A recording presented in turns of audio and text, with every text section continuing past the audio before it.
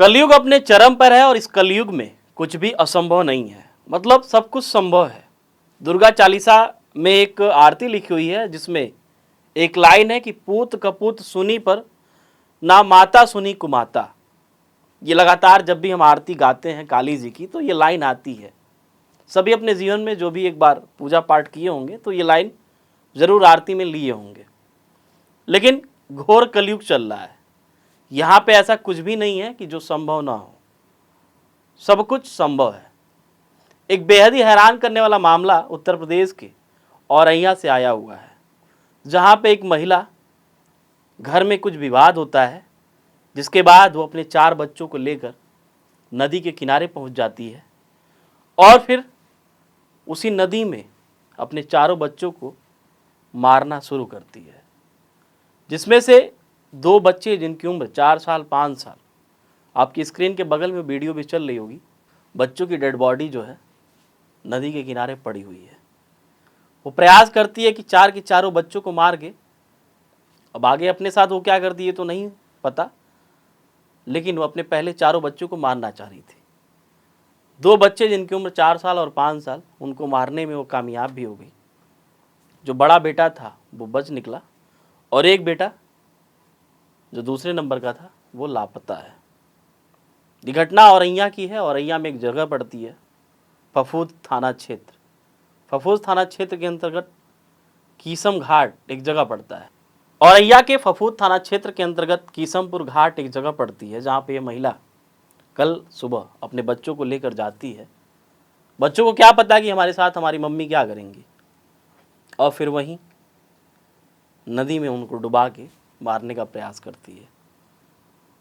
क्योंकि क्या कि फिलहाल ये जांच का विषय है, लेकिन 2 बच्चों की तो मौत हो गई है।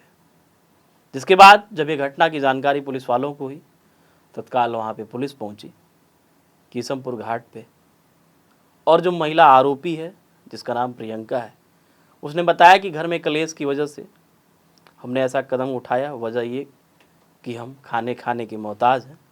1.5 साल पहले पति की मौत हो चुकी है और आर्थिक तंगी की वजह से हमने अपने बेटों को, अपने बच्चों को मारने की सोची। जब इस घटना के संबंध में जब परिवार वालों से बातचीत हुई तो परिवार वालों ने बताया कि जो महिला जिसका नाम प्रियंका, 1.5 साल पहले पति की मौत हो गई, जिसके बाद वो अपने देवर के साथ रह रही थी।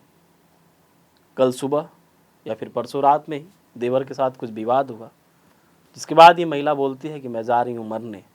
चारों बच्चों को लेती है और फिर किशनपुर घाट पहुँच जाती है।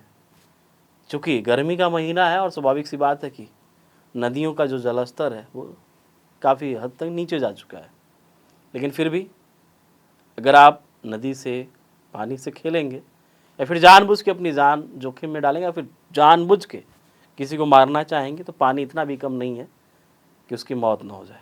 महिला पहुंचती है, पानी ठीक ठाक था, बच्चों को डुबाने का प्रयास करती है। एक बड़ा बच्चा जो करीब 9-10 साल का, वो तो किसी तरीके से छुटा के भग जाता है। बीच वाला बच्चा अभी लापता है।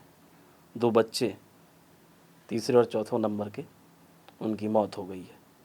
फिलहाल जो हत्यारोपी है प्रियंका, उसको पुलिस गिरफ्तार कर चुकी है और आगे की जो भी न्यायिक प्रक्रिया है वो शुरू हो चुका है। अब जो भी कार्रवाई है वो की जा रही है, लेकिन बड़ा सवाल ये है कि क्या इस समाज में, जो हमारा ये समाज है, वो किस ओर जा रहा है। लगातार ऐसी जो घटनाएं आती हैं वो कहीं ना कहीं अंदर तक झकझोर के रख देती हैं। क्या सचमुच में आर्थिक तंगी की वजह से अगर उस महिला ने ऐसा कदम, कठोर कदम उठाया, तो ये कहीं ना कहीं बेहद ही निंदनीय है। और अगर पारिवारिक अनबन, पारिवारिक झगड़े की वजह से उसने ऐसा कदम उठाया तो स्वाभाविक सी बात है कि गुस्से में उसने अपना पूरा, कह सकते हैं कि अपने ममत्व को पूरी तरीके से शर्मसार करने का काम किया है। फिलहाल कार्रवाई जारी है और जो भी न्यायिक प्रक्रिया के हिसाब से, कार्रवाई के हिसाब से जो भी सज़ा होगी वो उस महिला को भुगतनी पड़ेगी। फफूंद क्षेत्र में केशमपुर घाट पड़ता है। उस पे सूचना मिली कि 2 बच्चों की डेड बॉडी मिली है। लगभग उनकी उम्र 5-6 साल है। इसमें मौके पे सभी राजपत्रित अधिकारी, क्योंकि ये कोतवाली औरैया और फफूंद का बॉर्डर पड़ता है, दोनों सीओ साहब और एसएचओ मौके पर आए हैं। तो यहाँ पे एक छोटा बच्चा और मिला।